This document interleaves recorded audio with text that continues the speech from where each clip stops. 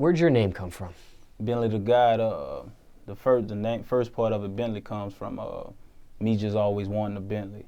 I got it tatted on my wrist at 18, and then people started calling me Bentley. And the guy just comes from a spiritual connection, had a spiritual growth, and just started getting closer to God, and that's what I go by. Ever drove a Bentley yet? Nah, I haven't drove one yet. Soon though. What do you think of the new Bentley truck? New Bentley truck. I seen Game had one. I'm kind of feeling his motivation. Now, where are you from? From Baldwin, Louisiana, St. Mary Parish. I'm not familiar with that city or town. What's the closest major city to it? Closest major city is probably Lafayette. That's the closest major city to it. It's a little country family town. Everybody's family. 80% of the town is family. You know, real small, real cool. How many people would you say is in the town? If I had to guess, probably about 2,000 plus people in that town. Just 2,000? That's about it. Wow. Are you part of the 80% of the family that's out there, or? Yeah, like most of the people that's in that town, we're related. Is small families. You know, we big on family out there. Now, how far is Lafayette? Lafayette from me, about 45 minutes from Baldwin. Now, what about New Orleans or Baton Rouge? I know. Baton Rouge is about give or take about an hour and 45 minutes. New Orleans about the same thing. You know, we go there a lot, visit, get out. Is there stuff in your town? I mean, could we find like a McDonald's and stuff like that there? Or shit, across the water, the town is separated by water. Another town called Franklin. That's where most of your restaurants is and everything like that. Well, that's small. Yeah. Wow, that's crazy. Still living there? Still living there. Still living there. Okay. Now, as far as like musical outlets in Louisiana, what do you guys have? Basically, we don't really have anything. We don't have the radio stations. Don't really, promote up and coming artists like talking about like they're supposed to. I feel, you know what I'm saying? And it's like all of us is small over there, so I feel as if we really need to come together and work together. You know, everybody want to be the man. You know, nobody want to come together and work together. But I mean, I feel as if we come together, work together, start putting together these dope mixtapes, albums, whatever we got to do, we can all win back home. But everybody want to be the man, and that's the only problem right now. Can this be fixed? I think it could be fixed, but it'll take a whole bunch of talking and sitting down and an act of God. Because, once people stuck in their ways, they stuck in their ways, you know what I'm saying? Once they got it on their mind frame that they want to be the only one to shine, it's just stuck on them. Do you have a solution to the problem? Solution? Lead by example, like I always do. Just lead by example. You know what I'm saying? Show everybody it's not about self. And if we come together, we really can make something happen, What's your opinion of the state of rap music right now in Louisiana, in general speaking? In Louisiana, right now, Baton Rouge is buzzing. New Orleans have their own thing, you know what I'm saying? Nobody really coming out of Louisiana blowing up. I mean, the last person that they really had come out, I want to say he had a single, was Young Greatness with the Moolah hit. And I mean, really, that's it. Kevin Gates has been having some good success. Boosie, a legend, But as far as like up and coming, nobody really coming up. I was counting on Lil Snoop to really come out and just shine that light, but then, not that went. Yeah, he got murdered. Right. Yeah, I believe Kevin Gates' album just went platinum, too. Yeah, it just went platinum. Which is a big accomplishment, because a lot of rap albums don't become platinum. Right. Maybe gold or gold, a little after gold, So barely making is hard right now. Now, let's talk about your upbringing a little bit. What was it like growing up in that town for you? In that town, it was mostly family origins. It was pretty cool. You know what I'm saying? Everybody was mostly cool, bro. Rough because, you don't have much to do, but you get to become creative. You know what I'm saying? With nothing to do, you become creative. What type of student were you in school? Man, I was pretty straight, bro. For a minute, I was a straight A student, and then I started, getting away from that and it still did pretty good. You know, I was a class clown, but I was voted most popular, most friendly, and you know, still the same way from there. How many kids were in your class when you graduated? You graduated? Yeah, I graduated. Okay, how many kids were in your class when you graduated? We had a class of probably 99 graduates, 2010. Now, college, did you try college? I tried college. It was kind of rough, bro. You know, I had a financial backup to, you know, go to college and do what I had to do. I was working a lot, and I was working 2 jobs, and things just wasn't flowing right, so I had to step off from that. How much college did you get under your... Did about a year in a community college. So freshman worth. Yeah. Now, you know, there's different opinions about college. Some people say you need college. Some people say you don't need college. Some people say maybe a trade school instead of college. Some people drop out of college and become very successful like Kanye West or Bill Gates. Other people get a degree and go through college and don't end up having a job they got a degree in.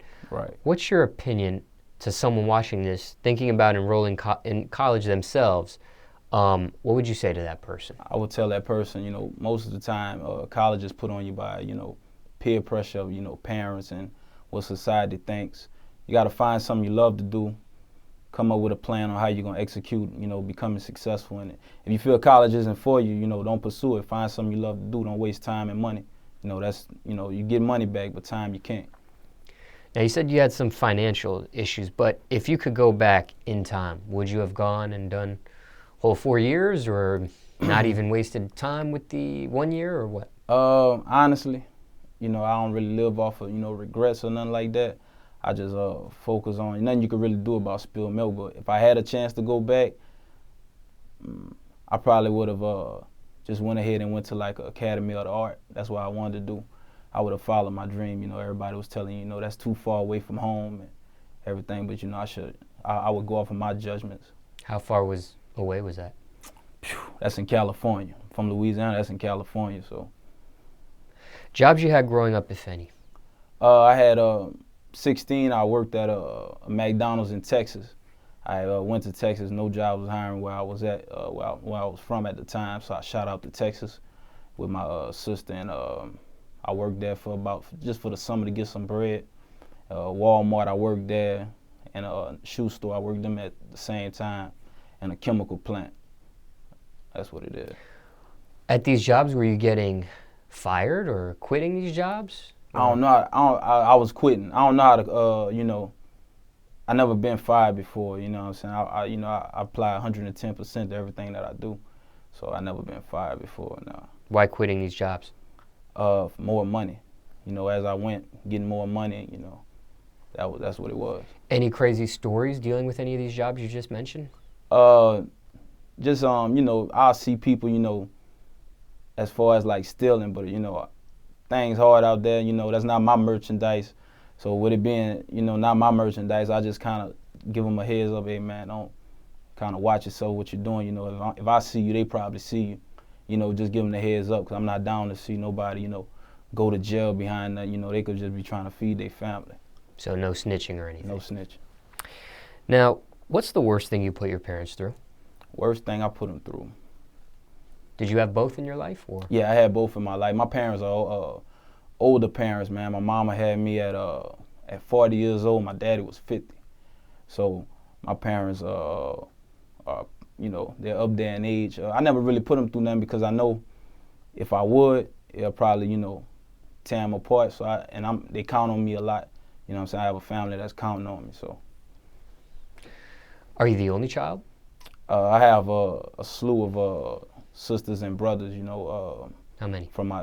Altogether about one is deceased, so altogether it's 8 of us altogether from my dad's previous marriage, and then I got 2 sisters from my mom. Were you the last child from both of them? Last child from both of them. Okay, so let me ask you this: do you have any children? Yes, I have a daughter. She's 1 year old. All right, now this is an interesting situation. And how old were you when you had her? 23. Okay, 23. So both your parents had you when they were late in age, 40 and 50. Right. You're 23 when you have your own seed. Right. But somebody watching this that don't have any kids yet, what's the recommended age, in your opinion, of having a child if they have the ability to do so? If they had the funds, the right temperament, right mind state, but they didn't know what age, would you say younger your age or closer to your parents' age of having a child? Younger my age, because I remember coming up, my dad being an older guy, he wasn't able to, play football in the yard with me or play catch, you know what I'm saying? It just was, the time was just up for him on that, but I was able to get advice from him. So I would recommend younger, so you can run around and enjoy your kids, they can have the best time of your life and you can enjoy them more. Now, what's your message to the youth? Message to the youth, man, it's 3 different types of youth to me. Like, you have, I hate to say it like that, like the silver spoons where everything is mostly given to them for them. I just want to say, get a job, learn the feel of getting it on your own. So, when you get out in the real world, it won't be hard on you. Then you have your second type where it's like, you want to be gangsters, you know what I'm saying? As far as like, they're influenced by what's going on, think it's cool to flash guns on Instagram and things of that nature, The gangsters that I know and what I came up on, they didn't do that. So my best, advice to them is just to kind of lay back, find out what you want to do. And when it's time to get gangster, do that, but, kind of just go in chill mode till it's that time. Now, let's talk music for a little bit. How did you get into rap music? Rap music, I always loved music. I was inspired by Lil Flip, Tupac, the whole Texas movement, Cash Money, No Limit. And I got into music. I started recording on one of those old dollar store boom boxes when I was about 6 years old.